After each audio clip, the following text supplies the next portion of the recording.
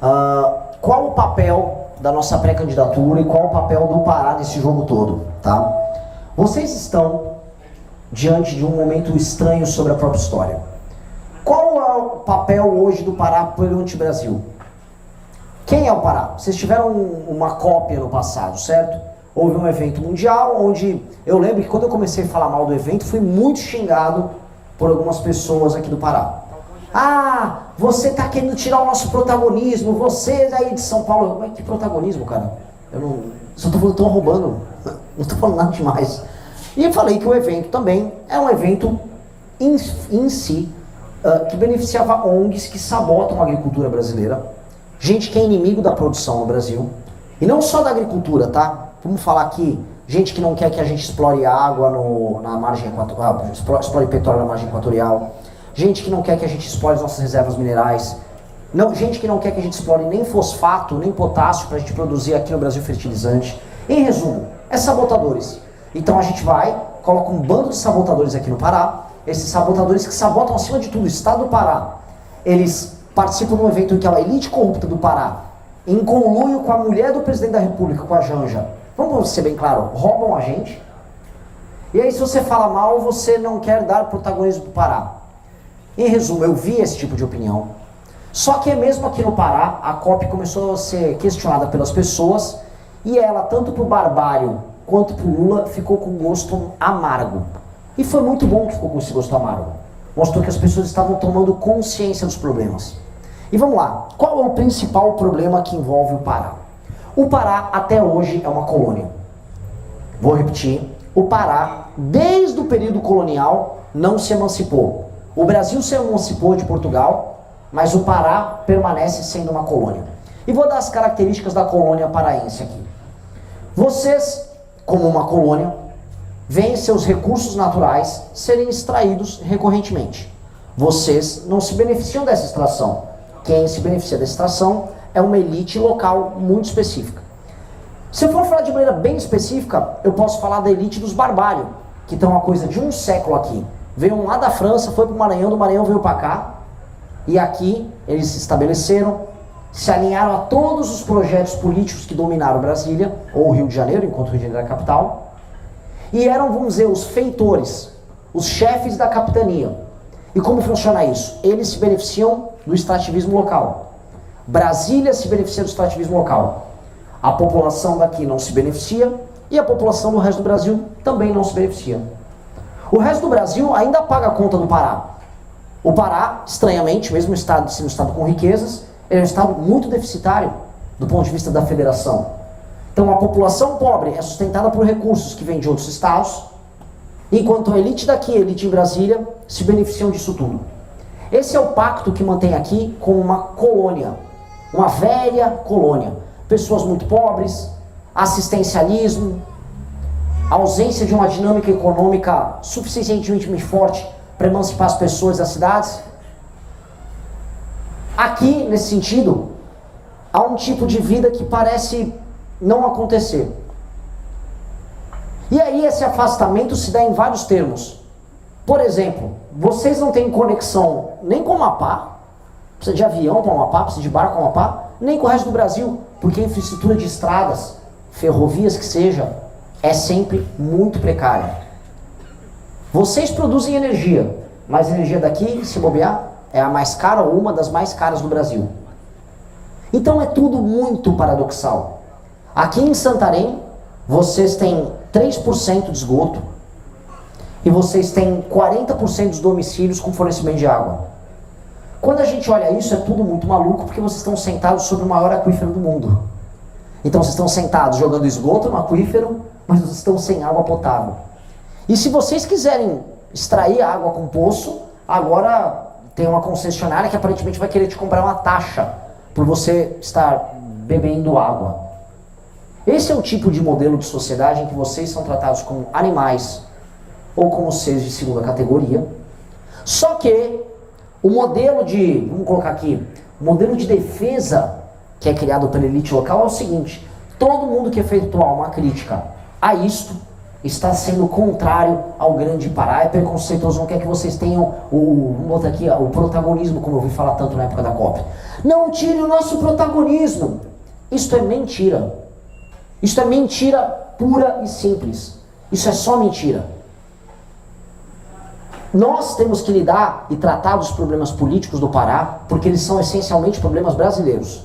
E nós temos que tratar como outros estados brasileiros. Eu não vou tratar o paraense como uma criança, como se tivesse, não, veja só, tá tudo bem, é porque lá no Pará eles têm esses problemas, eu não vou falar mal porque eles têm o tacacá. Não, eles vão fazer um paredão, vai ter uma aparelhagem, não sei o quê. Não, cara, parem de usar características culturais, que é o que o político daqui faz, você já deve ter visto, para ser condescendente com os problemas daqui. Você pode tomar o tal do tacacá e você pode ter saneamento básico, tá tudo bem. Você pode eliminar a bandidagem daqui, que é uma das mais perigosas do Brasil, e você pode ter orgulho da sua cultura. Essas coisas não são contraditórias. Só usam isso em termos contraditórios os políticos locais e algumas pessoas mais à esquerda que querem ficar pintando assim, ah não, eles têm que viver de maneira primitiva, e eis onde eu vou chegar. Porque é o jeito deles, é o jeito paraense de ser. Deixa eles serem primitivos. Há uma primitividade que está tudo ok. Não vamos reclamar.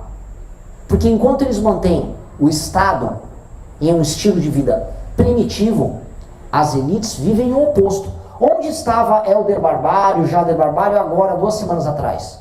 Alguém sabe? Eles estavam em Lisboa, no Gilmar Palusa.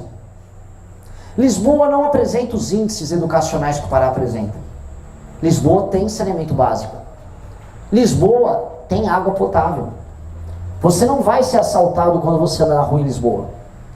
O Helder Barbalho acha que vocês têm que viver de maneira primitiva aqui, enquanto ele extrai, com toda a máquina política absurda que existe aqui no Estado, os recursos daqui, e vai viver na Europa. Ele tentou, através da COP, não sei se vocês viram, ser vice do Lula. Ele achou que esse evento internacional absurdo, de sabotagem do próprio país, seria um instrumento de divulgação do Pará, para que assim ele se tornasse vice-presidente da República. A família Barbalho é um câncer. A família Barbalho precisa desaparecer daqui. A luta de independência de vocês não aconteceu em 1822. E olha que vocês são um povo rebelde. Vocês são bons de confusão. Cabanagem, a briga lá em Fordlândia. Até em Fordlândia lá vou gravar sobre isso. Vocês são um povo treteiro. Agora, a independência do Pará não foi conquistada. A independência do Pará só vai acontecer quando vocês botarem os Barbalho para correr daqui. Quando vocês substituírem essa elite corrupta aqui no Estado. Isso é emancipação de verdade. Eu não vim aqui trazer uma discussão sobre esquerda e direita. Todo mundo sabe a nossa posição política. Todo mundo sabe que a gente está à direita. Agora todo mundo sabe que esquerda e direita sentam com os Barbalho, faz negócio com os Barbalho e jogo que segue. Porque os Barbalhos se parecem muito com as elites do Nordeste. Até porque vieram do Maranhão. Veio da França, foram para o Maranhão, do Maranhão vieram para cá. E estão explorando vocês há décadas. E as pessoas, a falta de rebelião me deixa assustado. As pessoas vão aceitando. Lembre-se sempre, as pessoas aceitam a favelização. Belém é completamente favelizada. Não tem esgoto em Belém. Mas as pessoas acostumam. Lá no mercado Ver o Peso, lá em Belém, tem lá os urubus, tudo ao redor dos peixes. Aí tem a peixaria e tem os urubus. As pessoas aceitam. Porque você normaliza o absurdo. As pessoas também aceitam inúmeros outros problemas. A falta de estrada, a falta de água. E acabam naturalizando os Barbalho como isso fosse parte da paisagem. Ser paraense é ser governado por um Barbalho. É essa a lógica que eles fazem. É por isso que toda vez que alguém critica eles, eles respondem, estão atacando o Pará. Repare isso. É sempre isso. Quando foi na COP, a gente estava criticando a COP. A roubalheira da COP. Os escândalos ligados à COP. Envolvendo o governo federal e o governo estadual daqui. Qual era a resposta? Preconceito com o Pará. Eu vi que essa é a regra em todos os lugares, por exemplo, do Nordeste. Quando você vai falar de um problema local, eles estão atacando a gente, estão atacando o nosso povo. E as pessoas costumavam cair nessa conversa fiada. As pessoas caíam nessa conversa mole. As pessoas tinham... O político local, em alguma medida, era parte do orgulho local. Não sei dizer. O fato é, esse truque já não funciona mais. Eu rodei os estados mais pobres da região Nordeste e eu falei, tá tudo errado aqui. Alguém aqui acompanhou, por exemplo, minha ida ao Maranhão? Quem acompanhou, levanta a mão. Quem não acompanhou, não levanta a mão. Quem não acompanhou, levanta a mão agora. Alguns poucos. Bom saber. No Maranhão, eu falei a mesma coisa. Porque eles também têm as oligarquias locais lá. E as oligarquias puxam, tentam evocar esse orgulho. Não, aqui é o orgulho do Maranhão. Não há motivo hoje para você ter orgulho de ser maranhense. E a minha pergunta é, até quando vocês vão se alimentar do orgulho da cultura local para evitar tratar dos problemas concretos que impedem vocês de se realizarem na vida de vocês? Que impedem o estado de vocês se realizar? Hoje, o Pará exporta a gente ou importa a gente? As pessoas estão indo embora para todos os outros lugares. Curitiba está lotado de paraense. Florianópolis também, Goiânia também. As pessoas estão indo embora. Nós começamos a ver problemas de ódios interregionais. Eu já vi falar muito de ódio, tipo Sul, Nordeste, Nordeste, Sudeste. Com o Pará é coisa de 2, 3 anos para cá. As pessoas do Pará estão migrando para outros lugares, estão indo morar em favelas ou em bairros muito pobres em outros lugares. O que isso significa? Que a colônia do Pará, que é isso, vocês estão vivendo numa colônia, a colônia é um fracasso. E é um trabalho de profissionais isso aqui ser um fracasso. O caso da Ferrogrão, o caso da Cargill. Como pode um investimento de infraestrutura gigantesco, que vai beneficiar a região de vocês, que vai gerar emprego, renda, que vai gerar um hub para exportação, ser sabotado por ONG, por uns sujeitos vestidos lá, botam um cocar na cabeça e vai sabotar o trabalho dos outros, vai deixar caminhoneiro, pai de família, sem ter como trabalhar, passando fome, pegando fila, e aí o presidente da república bate palma, acha lindo. Cadê o governador do estado para botar para fuder em índio invasor? Ele não estava aqui, falou nada, é aliado do Lula, é vagabundo. Essa é a real. É um estado que trabalha o tempo todo pela própria sabotagem. Órgãos ambientais, ONGs internacionais, vocês não conseguem fazer nada e vocês não conseguem produzir nada. O que eles querem, veja, como essas pessoas trabalham com estereótipo, o que eles querem é que vocês sejam um exemplo perfeito, uma espécie de bom selvagem. Um cara que vive de maneira primitiva. Todos vocês serão eternos ribeirinhos. Tá lá, não, come o peixe aí com farinha, esse é o único papel. Se você quiser criar uma empresa, não, muito complexo, vocês não vão fazer, que só come peixe com farinha. Tente ter uma opinião sobre o tema, não, só come o peixe aí, fala que você é meu indígena. É isso, eles querem que vocês assumam um papel primitivo e simplório, folclórico. Eles não querem que vocês sejam cidadãos, eles querem que vocês sejam um objeto cenográfico como isso aqui. É um objeto cenográfico para a tara que eles têm, para a imaginação primitiva que eles têm sobre essa região. E vocês não podem aceitar isso. Eu preciso, isso eu venho fazendo como chamado em todo o Brasil, eu preciso que vocês tenham ódio no coração de tudo isso que tentam fazer com vocês. Vocês não podem aceitar um reducionismo, se tornar um elemento tão pequeno, um coadjuvante engraçado, um alívio cômico numa série, um personagem divertido. Vocês não podem ser isso. Vocês têm vida, vocês têm construção pessoal, vocês têm renda para gerar, vocês têm um estado para criar e vocês têm uma participação como cidadãos autônomos numa nação, que é a nação brasileira. Vocês são brasileiros, como eu, como todo mundo que veio para cá, como o time do Pedrinho, todos nós somos brasileiros. E enquanto brasileiros, nós somos detentores de direitos e de deveres. O Estado brasileiro precisa integrar o Pará ao Brasil. Com estrada, com ferrovia, com rodovia. O Estado brasileiro tem que tirar esse bando de ONG parasita que impede vocês de trabalhar e ganhar dinheiro. O Estado brasileiro tem que fomentar empresas a se instalarem aqui. O Estado brasileiro não tem que ter vergonha de trabalhar com agricultura aqui, de trabalhar com mineração aqui, de fazer com que aqui produza, porque aqui tem até as tais terras raras a serem exploradas para a gente montar um parque industrial sério aqui, não igual da Zona Franca de Manaus, mas um parque industrial sério, funcional. Aqui pode ser um polo de cultura, gastronomia, turismo, ecoturismo.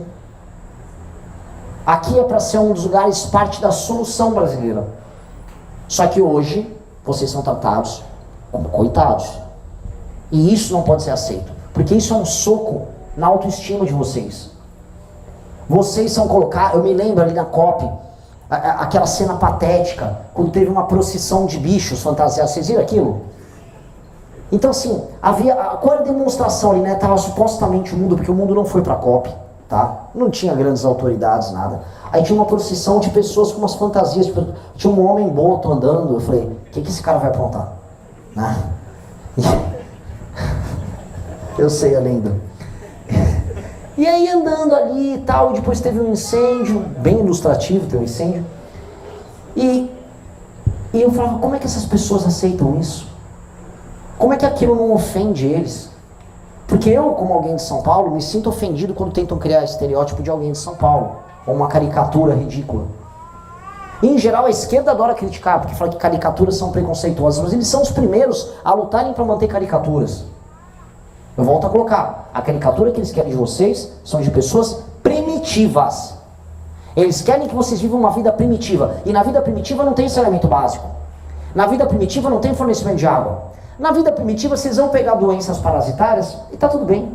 Na vida primitiva, a violência, ela é meio que endêmica, ela tá no dia a dia.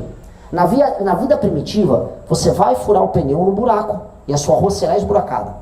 Na vida primitiva, ter energia elétrica é um luxo. Na vida primitiva, vocês estão no século XIX. Na vida primitiva, vocês ainda moram em Forgilândia.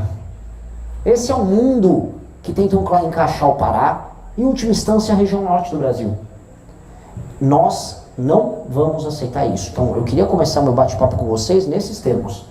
Vocês têm que se rebelar com essa ideia.